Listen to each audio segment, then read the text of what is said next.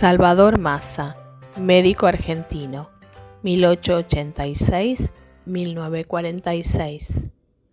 La enfermedad de Chagas no se apagará jamás mientras exista el rancho de paja y adobe. A principios del siglo XX estaba cambiando la cara del país. Pasaban cosas que indignaban a cierta gente, como que se recibiera de médico el hijo de una pobre inmigrante siciliana, huérfano de padre desde los 3 años. La mamá del doctor Massa vivía en Rauch y qué orgullosa estaba cuando se recibió su hijo Salvador. Desde su primera investigación, con la que obtuvo su título de doctor, Salvador demostró que estaba dispuesto a escuchar, ver y entender lo que otros médicos habían pasado por alto. La ciencia médica consideraba que las picaduras de araña no enfermaban a nadie. Los pobres ignorantes se enfermaban por creer en leyendas. Salvador reunió durante 3 años casos de picaduras. Escuchó lo que decía la gente de campo allá en Rauch. Les prestó atención, los curó y descubrió que una misma araña puede ser muy venenosa en ciertas épocas del año y casi inofensivas en otras. Lo apasionaba la investigación. Hacía muy poco que Louis Pasteur había descubierto la relación entre los microbios y las enfermedades. El doctor Massa no sacaba los ojos del microscopio. Era un excelente bacteriólogo, tanto que el gobierno le encargó organizar en la isla Martín García un laboratorio para evitar que entraran enfermedades contagiosas al país. Los barcos se detenían en la isla y el doctor Massa con sus ayudantes analizaban la materia fecal de todos los inmigrantes que llegaban de países donde había cólera.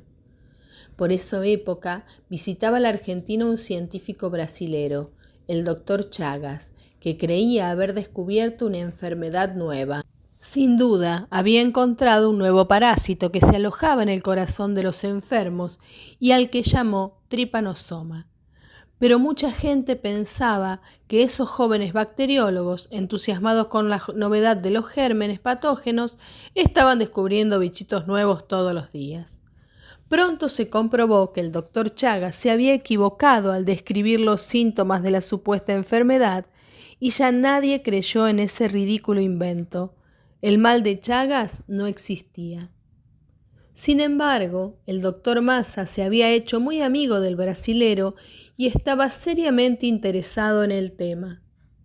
Él también había encontrado tripanosomas en el corazón de muchos pacientes muertos por problemas del corazón, generalmente gente pobre que venía del campo, sobre todo de las provincias del norte. ¿Sería pura casualidad? Tenía apenas 30 años cuando fue nombrado profesor de bacteriología en la facultad. También fue jefe del laboratorio del Hospital de Clínicas. La universidad lo envió a Europa, donde visitó los centros científicos más importantes del mundo. Estuvo también en África, en Argelia y en Túnez, y allí se hizo muy amigo de un genial médico francés, Premio Nobel de Medicina. No solo era bacteriólogo, también era especialista en insectos. Massa se casó con una hija de italianos, como él, que se llamaba Clorinda.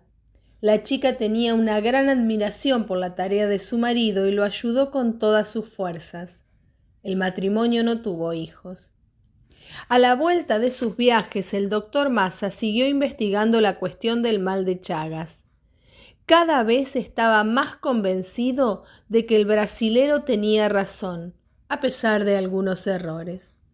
Entonces, cuando el Premio Nobel francés vino a la Argentina en 1925, Massa decidió aprovechar la influencia de su amigo para conseguir lo que siempre había querido: la creación de un instituto dedicado al diagnóstico y al tratamiento de las enfermedades típicas del país, instaladas desde siempre en ciertas regiones. Así se fundó la Misión de Estudios de Patología Regional Argentina.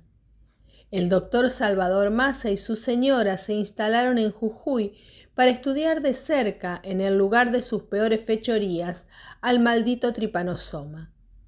Organizaron el laboratorio, tomaron personal médico y en cuanto empezaron con los análisis de sangre, se encontraron con que el parásito estaba por todos lados. El doctor Massa se carteaba siempre con su amigo Chagas. Los dos estaban de acuerdo en que la enfermedad la transmitían las vinchucas. Estos insectos que hoy siguen provocando víctimas pueden vivir muy cómodos y felices en los ranchos de adobe con techo de paja. Se llevan al tripanosoma en el intestino. Cuando pican, al mismo tiempo defecan sobre la piel. Al rascarse las picaduras, la gente hace que los parásitos microscópicos entren en la sangre. La misión que fundó el doctor Massa se ocupó también de muchas otras enfermedades regionales de todo el país. Sus médicos no solo se dedicaron a investigar, también curaban y enseñaban. Massa quería saber hasta dónde llegaba el tripanosoma, ese parásito que enfermaba a tanta gente. Para eso consiguió que le construyeran un vagón de ferrocarril equipado como laboratorio y consultorio. En esa época, el tren llegaba a todas partes. Así recorrió todo el país, curando, explorando, enseñando, pero sobre todo persiguiendo a los bichos asesinos.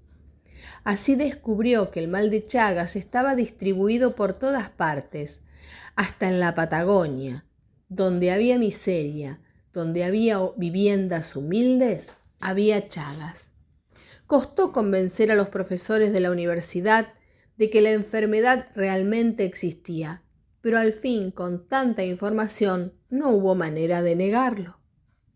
Al doctor Massa lo desesperaba la indiferencia del gobierno. Él había demostrado de todas las maneras posibles que la única forma de combatir la enfermedad era eliminando los ranchos donde convivían chicos y grandes con las vinchucas. Pero, entonces, ¿a dónde iba a vivir esa gente? ¿Qué pretendía ese hombre? ¿Que el gobierno le solucionara a todo el mundo su problema de vivienda? Se encontró, por fin, un remedio que curaba el mal de Chagas, si se tomaba muy a tiempo. Pero cuando la enfermedad era crónica, las drogas no podían hacer nada para curarla. Entretanto, el doctor Massa era reconocido y aplaudido en el mundo entero. De todas partes le llegaban invitaciones para hablar sobre su especialidad.